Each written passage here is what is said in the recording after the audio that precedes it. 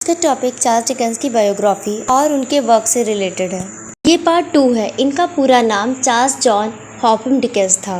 का last point था 1836 में स्केचेस बाय वुड पब्लिश हुआ था और 30 मार्च 1836 में ही बिग पेपर दिखाई दिया था। 1837 में जो इनका सेकेंड नॉवेल था ओलिवर ट्विस्ट, इन्होंने स्टार्ट कर दिया था और ये novel first published in monthly instalment from February 1837 to 1839 in the magazine Bentley's मिसेलेनी।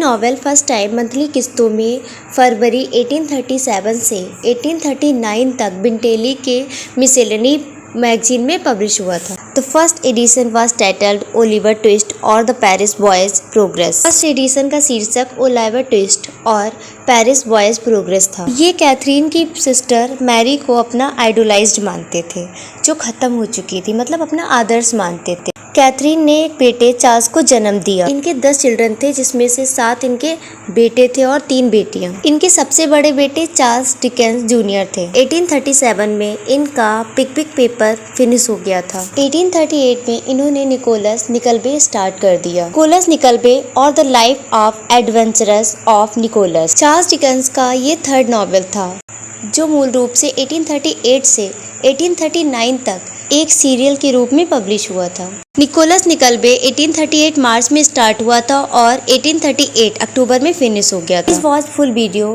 Like, share and comment which topic do you want. 1839 में बेंटेली के मिसेलेनी के एडिटर के पद से रिजाइन कर दिया था। 1839 में ओलिवर ट्विस्ट का लास्ट पार्ट दिखाई दिया था और निकोलस निकलबे भी अक्टूबर में 1839 में ही फिनिश हुआ। In 1840 Master Humphrey's Clock was a weekly periodical edited and written entirely by Charles Dickens and published from 4 April 1842 4 December 1841। Master Humphrey's clock एक साप्ताहिक पत्रिका थी और ये पूरी तरह से चार्ल्स डिकेंस द्वारा संपादित और लिखी गई थी और इसको 4 अप्रैल 1840 से 4 दिसंबर 1840 तक पब्लिश किया गया। वीकली मैगजीन थी ना, इसीलिए 1840 से स्टार्ट हुआ और 1841 तक पब्लिश किया गया। In 1840 the Old Curiosity Shop is one of 2 novels. 2 novels में से एक था। First one the Old Curiosity Shop and second one वानवी रूड के था। Charles Dickens published along with short stories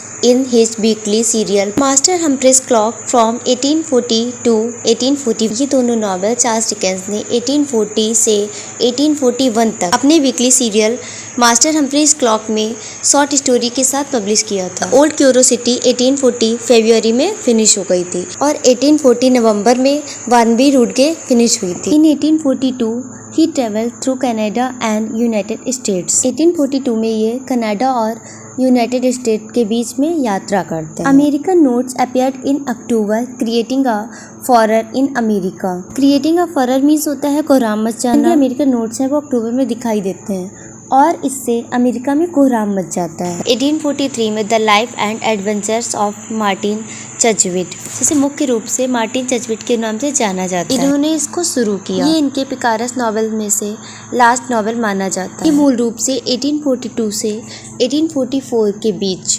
serialised माना जाता है। इनकी अ क्रिसमस कैरोल बुक, जो पहली क्रिसमस बुक थी, वो 1843 में दिसंबर में दिखाई दी थी। 1844 में ये अपनी फैमिली के साथ इटली घूमे। वे दिसंबर में लंदन लौटे। जब ये लंदन से लौटे तो chimes a goblin story of some bells that रैग्ड an old year out and a new year in publish हुई थी, जिसे मेन रूप से द चाइम्स कहा जाता है। नॉवेल चार्ल्स डिकेंस के द्वारा लिखा गया है। इन 1844 ही लेफ्ट लंदन फॉर जेनुआ। इन्होंने जेनुआ के लिए लंदन को छोड़ दिया था 1844। इन 1845 the cricket on earth was published. 1845 में the cricket on the earth publish हुआ था और जुलाई 1845 में वो इंग्लैंड वापस आए। In 1846 he began Dombey and Son which ran until April 1848। 1846 में इन्होंने डोम्बे एंड सोन स्टार्ट की, जो अप्रैल तक चली। 1846 में ही इन्होंने अपनी फैमिली के साथ पहले लुसाने में फिर पेरिस में यात्रा की। दिसंबर 1846 में द बैटल ऑफ लाइफ दिखाई दी। 1846 में ही उन्होंने एडिटर के रूप में द डेली न्यूज़ में ज्वाइन कर लिया, लेकिन 3 वीक के बाद उन्होंने छोड़ भी दिया वहाँ। 1847 में वो इंग्लैंड वापस आ गए। 1848 में इन्होंने ऑटोबायोग्राफिकल फ्रैगमेंट लिखी। He published final Christmas book the Haunted Man in December. इन्होंने दिसंबर 1848 में the Haunted Man final Christmas book publish की। Thanks for watching my video.